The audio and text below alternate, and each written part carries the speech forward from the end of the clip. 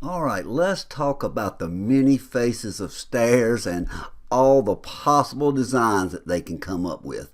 This is a set that I saw this week, and they were unusual for me anyway, and that it had a split staircase. You come up on the main part here, then there's a little angled over part, a landing, and then you've got a part that goes up to the bonus room on this side, and actually this staircase is wider than the other side.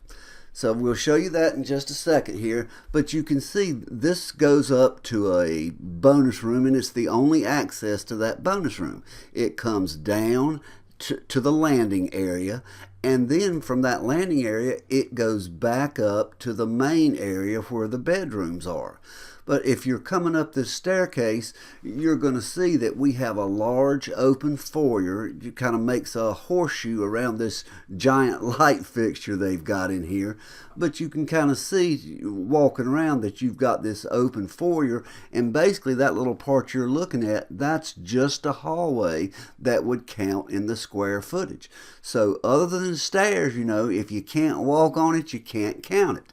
But here you can see coming up that staircase, the area that turns over just a little bit, and then we're going to walk up the staircase, and you can see just a little bit of the area that takes you towards the bedrooms, and then we're going to look out over the open living room. Now this open living room, from an exterior view like a county assessor would have, they would assume that might be floored living space. But you can see that's a lot of space that is open and is not included in the upper level square footage. Now this hallway you would measure from the outside of this little cap on the top there to the outside of the other area. Your widest part across that area is the width of that hallway. So, and you can see you've got this large open foyer, and of course there again, from outside you can't really tell that's open. But this staircase, now you can see the angle a little better here, but this particular staircase measures 87 square feet. Now if you don't include that in the square footage, that is a big difference with the price of square footage these days. Now the way I was originally taught, we did not count stairs as square footage on the second level. And there's a lot of people that still do not do that, and that's a problem, and that's why we all need to follow ANSI. You can see this split staircase, and you can see it on the plans here, where you've got the open foyer and the open living room, and you can see the staircase, and on the upper level you can really see how that staircase goes, and it's wider with the area to the bonus room than on the other side. Now let's talk about, look at this, 87 square feet. You can see the actual sketch of just the staircase. That's a lot of difference in square footage, guys. All right, this is the ANSI document, and you can see the staircase. Don't count the open area, count the treads on both levels. It's pretty simple. This is another sketch that shows you to count the measurements below that staircase. Basically, the stairs are finished square footage on both levels. All right, here's the written text from ANSI, and at the top it says, under stairs there is no specific height requirement. So remember that part, and I'll let you read the next part. But the stairs that go to an unfinished basement, that space is going to be counted in the finished square footage of the main level, regardless of what the stairs or the area around it look like. All right, let's look at some examples of just basic staircases that we run into every day. And these are good examples, just pretty typical staircases. At least in my market, these are pretty typical staircases. But on this next one, basically you're taking that staircase, you're lifting it up to the same level as the top floor and counting it in the finished square footage. Just like this one, you would lift it up, including the little area that juts out, the whole staircase, and lift that space up. If they could all be like this one, it would make our lives a lot easier. A basic straight up staircase, we'd take them all day, lift it up and count it. This one's, not much more complicated. Just lift the staircase and count the space. This one, got a little bench in there. Some people might count it different ways. This staircase is wider than most things, but it's all a matter of counting that space on the upper level. Now, let's look at some spiral staircases and debate what to count. All right, I bet if 10 appraisers measured this, we're going to get 10 different measurements. And that's okay. This one has quite a few curves on there. Just like this one, sometimes it's just not possible to get it exact.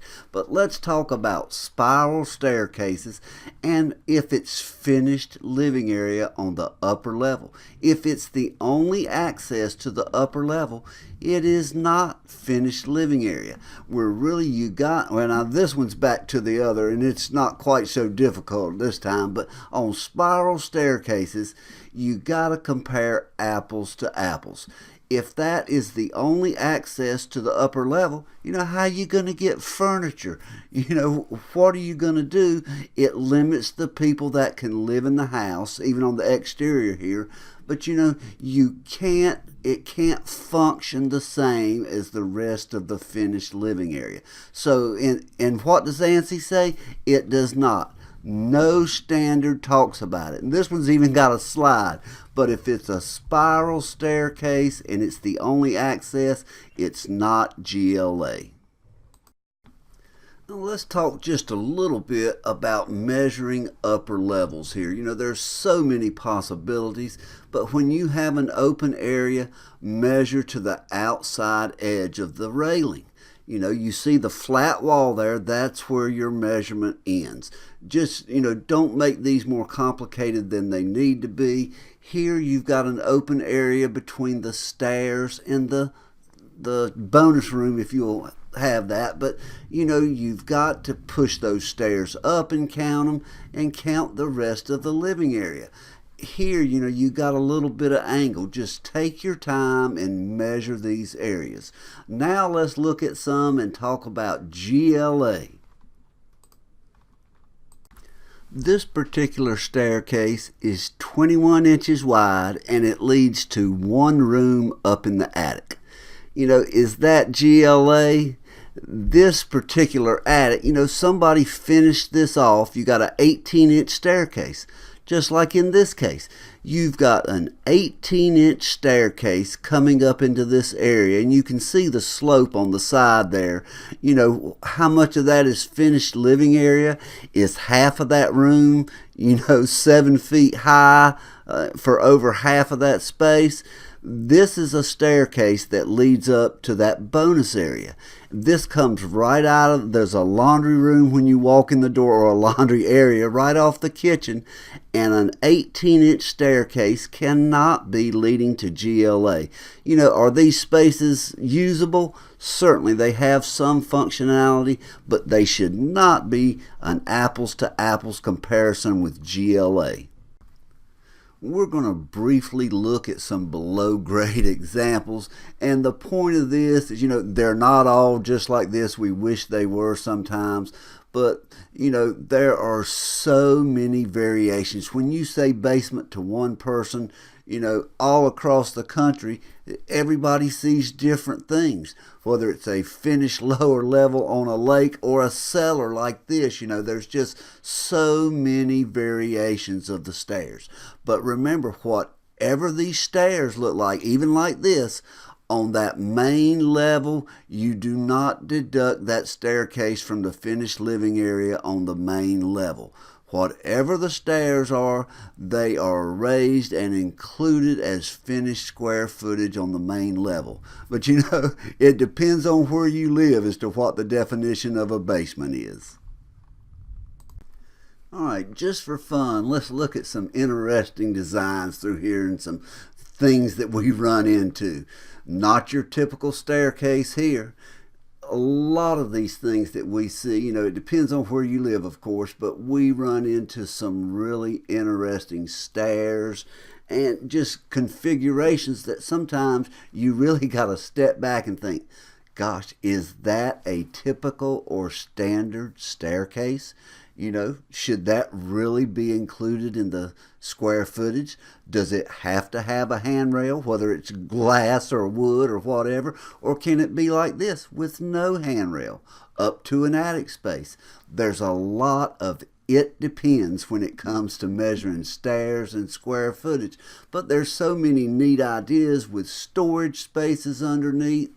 There's huge open spaces like this in a log cabin. We've got assisted, to help people get up the steps. We've got elevators and stairs. Does the elevator GLA? Does this staircase count as GLA? It depends. Trying to measure stairs like this, do the best you can. It's not an exact science, but do the best you can. Then we've got things like ladder stairs, and does the space above that count as GLA? There's a bed up there. Is it a bedroom? It's nothing but a bed. There's no closet. It's really one of those things where you have to make judgment calls. In ANSI, it does not tell us whether to count ladder stairs. To me, there's no question that I would not count that in the finished living area. It's still, well, I should take that back. It is finished living area, but it's not an apples to apples comparison with GLA. It's almost like a detached living area. It should be listed and counted separately. The degree of functionality, if you will, is what you have to make the decision on. But you got no handrails. There's a little tiny space above it. And in this case, there's not much space at all above it. It depends. Sometimes you got to take a double take here or look again. Look underneath the staircase. Is that a functional problem? How about this next one where the guy is getting ready to hit his head? Is that a functional problem? Is that a typical or a standard staircase? Is the upper level finished square footage? And in my opinion, in these cases, it is not. How about a pole? Does that count as finished living upstairs? What if that's the only access? Then we've got detached spaces. People report this as GLA much too often, but if it's a detached space, we should never include that. Here's another one. Upstairs, detached living area, great space, but it is not GLA. There's stairs going up to it. They don't count. Exterior stairs obviously do not count in the GLA, but you've got to take each case one at a time. They all start looking kind of like this. They're basically built the same, and you've just got to remember to look at them, count that space as square footage on 2 floors, and remember that you are trying to compare apples to apples and not apples to oranges. It's still not an exact science, guys, and you've got to do the best you can. But there's 1, 2, 3 of square footage. Adhere and disclose ANSI. Be consistent and let another professional take your drawing, follow it, and come up with similar results.